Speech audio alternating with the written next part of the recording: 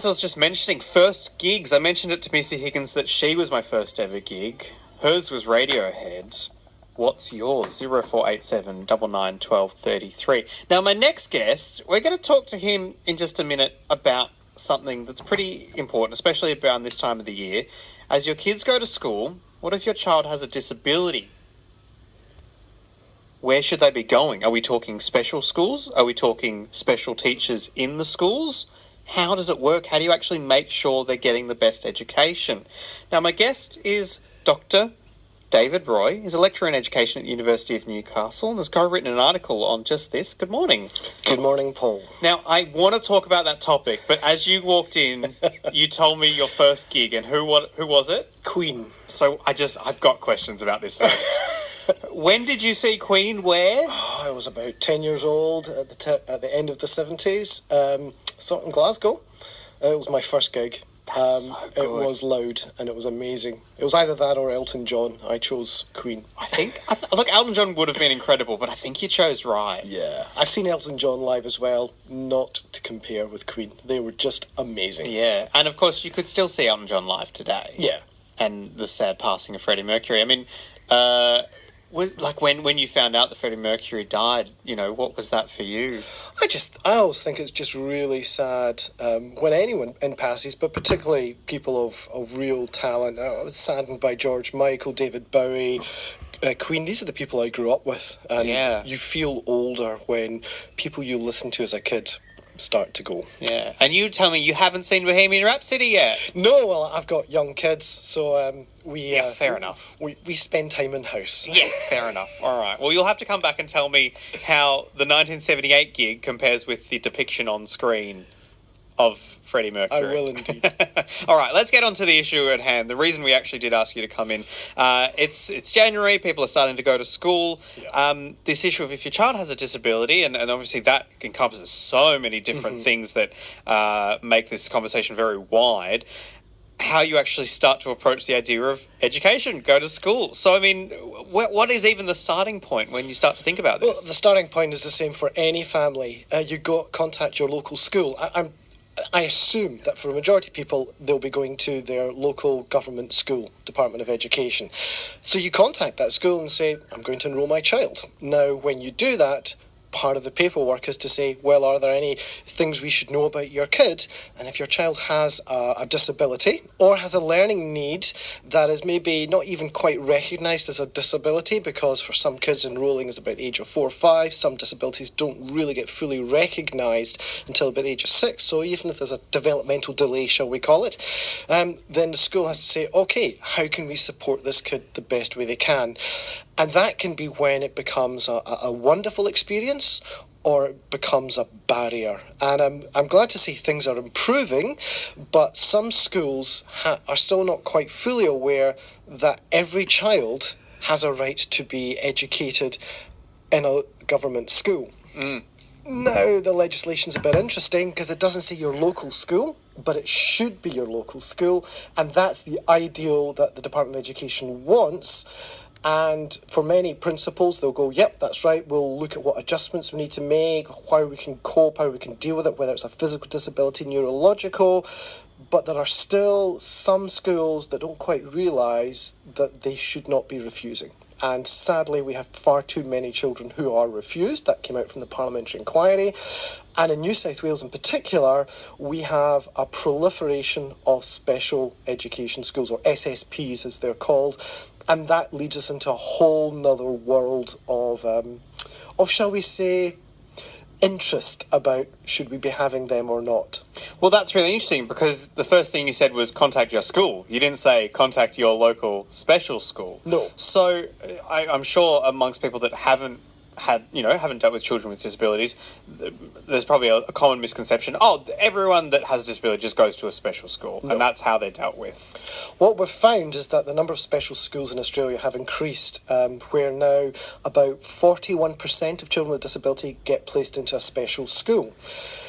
Now, when you look at all... So that was about 40%? About 40% of kids sure. go to special school. Now, that's interesting when you look at the research from around the world, including Australia, which tell you that going into a mainstream school is the best educational experience, not just for children with a disability, but also for children without a disability. So I guess we have to break down some myths. The first myth is that if there's a child with a disability in a mainstream classroom, that will impact negatively on the other children. We actually find the data tells us the exact opposite. What it does is it actually creates for those kids a better learning experience, whether they have a disability or not. It creates greater empathy and more engagement in community and learning. So it's a positive. And inclusion is the recommended educational experience from the department as well as from internationally and the United Nations. However, there has been a lack of funding going into schools. Teachers often feel unprepared, having a lack of experience of how to deal with disability, which is a real shame because they have got the training. It is there. Funding is available for it if it's wanted to be made. And the fact is, the way you treat any kid is you look at their learning need and support that learning need, whether they have a disability or not. And there's then additional funding to come in. So that's the first thing that we need to deal with. The second thing is that independent schools, and the Catholic sector in particular, do take children with a disability. And for some kids, maybe homeschooling is going to be the right idea. Now, I'm not saying that SSPs are terrible. There's amazing teachers in SSPs with great experience. But there is questions about, are we increasing the numbers of SSPs because we're going, this is too hard a basket to deal with? And I think every teacher would say that they became a teacher to support all kids, not just a select few, because as soon as we move down that segregation mode, that's discrimination. You wouldn't do that with children who are Indigenous or Muslim, or we won't teach girls, we'll only teach boys. You know, there's issues going on there. So that's the first thing you're going to come across as a parent, and you have to then decide, if you come across a school that has got that barrier, sadly, there's a few minor ones that do, you have to say, well, do I want to fight that? Because you have the legal recourse to do so. Do you have the capability to do so? And is there maybe another school that might be better suited? But the problem with that is then you're just perpetuating a system of attitudinal issues. So it's nuanced and it's complex and it's not simple. and that's not at all easy for a parent to navigate. I mean, when you are approaching a school, are there some questions that you should be looking for answers to that might start to guide that thinking? Well, yeah, you just would say, well, why instead of saying, how will you support my kid, you know, it's like, why can't you? What are the barriers and how can I support you? I guess it's always about schools and teachers and parents and the children, because some children actually they have ideas as well, is communicate. It's about not going into silos, not being antagonistic on either side, but saying, all we want is the best for kids. So let's talk to each other. And there's been some massive movements in the Department of Education following the parliamentary inquiry. They've got a new policy document coming out in the next few weeks that a lot of people from all stakeholders have been working on, which is saying we want inclusion. We want to have a transition from special schools into mainstream, and there's some amazing stuff going on in both special schools but also in mainstream schools, and that again is the ideal for the community. And it's economically cheaper for everyone as well. I'm speaking to Dr. David Roy. He's a lecturer in education at the University of Newcastle. He's co-written an article that is looking at, what to do when you're sending a child with disability into a school environment, what school to go to. Doctor, I don't want to get necessarily too bogged down in the politics of it all, but obviously there's this ongoing debate about Gonski funding, Gonski 2.0, and if anyone actually has their head around what all of that means, then well done to them. But it's the phrase we hear over and over is needs-based funding. Yes. So that, I'm guessing, very much applies to children with disabilities, and how is that money actually meant to flow through to the student? Well, one of the good things that has come out across parties is a thing called the NCCD, which is the National Consistent Collection of Data, where schools basically say, these are the needs we've got.